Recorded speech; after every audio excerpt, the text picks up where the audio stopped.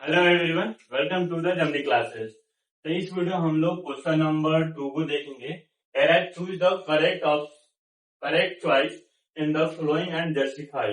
यानी कि हमारे पास ये क्वेश्चन दिया हुआ है, इसमें से करेक्ट ऑप्शन को चूज करना है। ठीक है, कह रहा है कि 30 टर्म यानी 30वां टर्म ऑफ द एपी 10,7,4,8 यानी कह रहा है कि हमारे पास एपी है।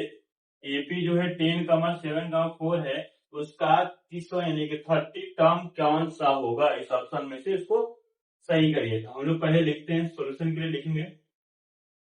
पहले एपी लिख लेते हैं, जो एपी दिया हुआ है 10,7,4 यानी कि इसका 30 टर्म पूछ रहा है कि 30 टर्म क्या होगा, यानी कि लास्ट टर्म पूछ रहा है। क्या पूछ रहा है? Last term.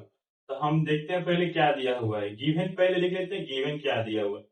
Given a equal to दिया हुआ 10। अगर हम d निकाले तो d यानी कॉमन डिफरेंस, तो क्या हो जाएगा a2 माइनस a1। हमेशा बड़े मतलब उसके सेकेंड टर्म में से फर्स्ट टर्म को हम लोग माइनस करते हैं। तो सेकेंड टर्म यानी कि 7, तो 7 माइनस फर्स्ट टर्म, तो फर्स्ट टर्म क्या आएगा? माइनस का 3। क्या आ जाएगा? माइनस का 3, यानी कॉमन डिफरेंस आ गया माइनस का 3। एन यानी कि नंबर ऑफ टर्म कितना है? 30 है। कितना है? 30। इनकी 30वां टर्म है, यानी कि उस एपी में दिए हुए टर्म कितने? 30 है, तो एन हो गया। अब हम निकालेंगे जो एन है, यानी कि जो 30वां टर्म है, उसका वैल्यू कितना है। ठीक है, ये हो जाएगा ए प्लस, जनरल फॉर्मूला लिखते हैं, A plus N minus 1 into D. तो यहां हो जाएगा एन यानी कि ए 30 बराबर ए कितना है? ए हमारा है 10 प्लस एन, एन यानी कि 30 माइनस 1। डी कितना हो गया? माइनस का 3। कितना हो जाएगा? माइनस का 3। तो 10 प्लस यहां करेंगे कितना हो जाएगा? 29 इंटू माइनस 3। क्या हो जाएगा? माइनस 3। 10 प्लस ये मल्टीप्लाई करेंगे तो हो जाएगा माइनस का 87।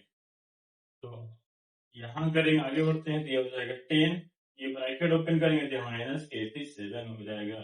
तो A30 का वैल्यू क्या आ जाएगा? A30 का वैल्यू आ जाएगा अपना 77। लेकिन बड़ा है तो साइन क्या आएगा? माइनस का। क्या आएगा?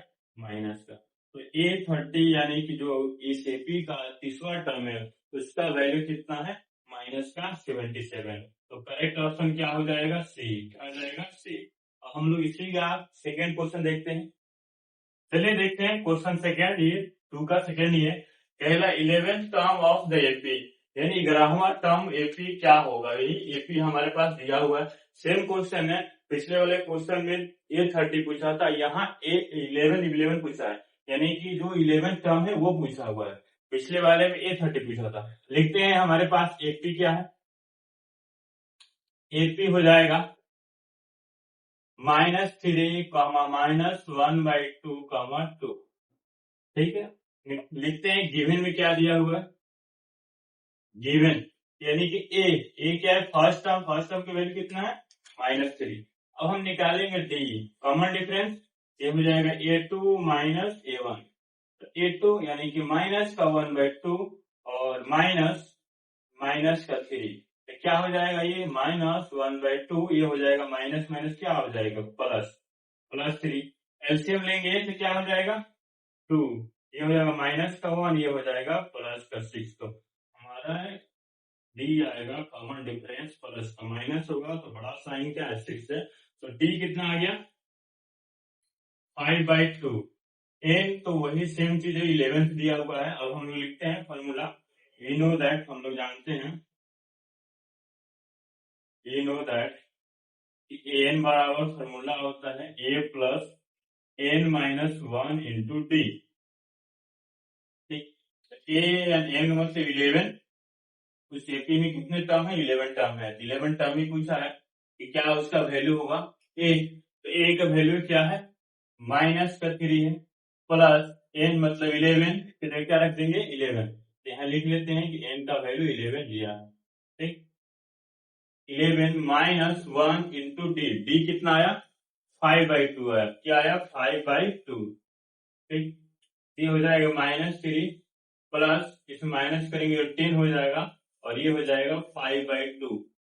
कैंसिल आउट कर देंगे, 5 बार में जाएगा और ये मल्टीप्लाई हो जाएगा -3 और ये हो जाएगा 25। क्या हो जाएगा 25।